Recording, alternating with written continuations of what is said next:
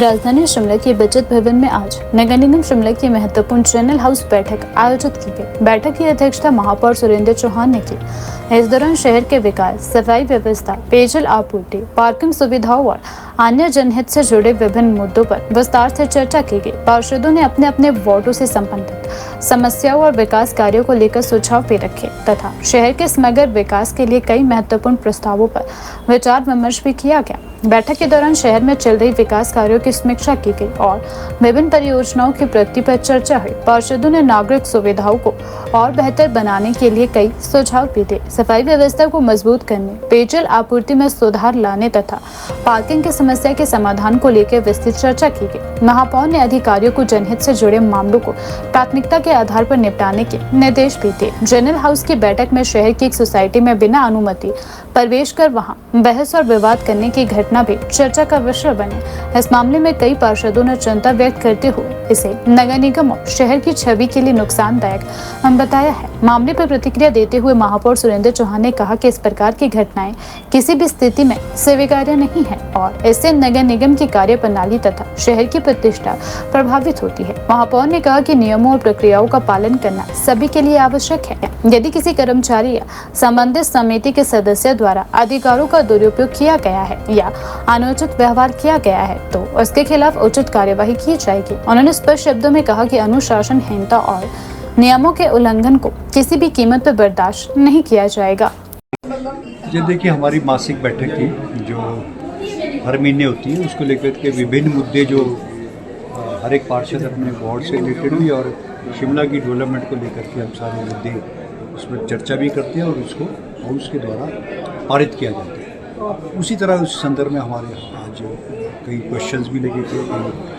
इसमें हमारे टावर का एक रेंट बढ़ाने की बात थी, लिफ्ट के पास, उसको हमने काम किया उस पर। और तीसरा 2-3 इश्यूज ऐसे आए थे जिसमें सफाई कर्मचारी को लेकर के कि हमारे सफाई के जो कर्मचारी हैं काफ़ी कम है, उसको भी बढ़ना चाहिए, तो उसको लेकर भी हमारी चर्चा हुई है। और विभिन्न तरह के मुद्दे जिसमें, और जैसे कुछ जगह हमारे ग्राउंड के से रिलेटेड थे कि भी हमारे यहाँ ग्राउंड की फीस, और आज आने वाले समय में हम उसको बरहाड़ी में जो हमारा मैचेस होने हैं उसको भी हमने उस पर लिया है कि अब जो चिट्टे के अगेंस्ट एक मुहिम क्रिकेट के टूर्नामेंट को हम ऑर्गेनाइज करने जा रहे हैं। ये सारी चीज़ें हमारी चर्चा में हुई। और ऐप एक हमारा जो शिमला में है, हमारे यहाँ जो हर घर में जो रिक्वायरमेंट होती है, चाहे प्लम्बर है, इलेक्ट्रीशियंस है और कारपेंटर है, ब्यूटिशियंस है, इसके लेकर के हमने एक ऐप बनाई है। ऐप बनाने का हमने पास किया जिसमें HPSCDC के थ्रू माध्यम से हम इसको काम को करेंगे और उसका लगभग 11 लाख के लागत से इसको हम ऐप बनाएंगे।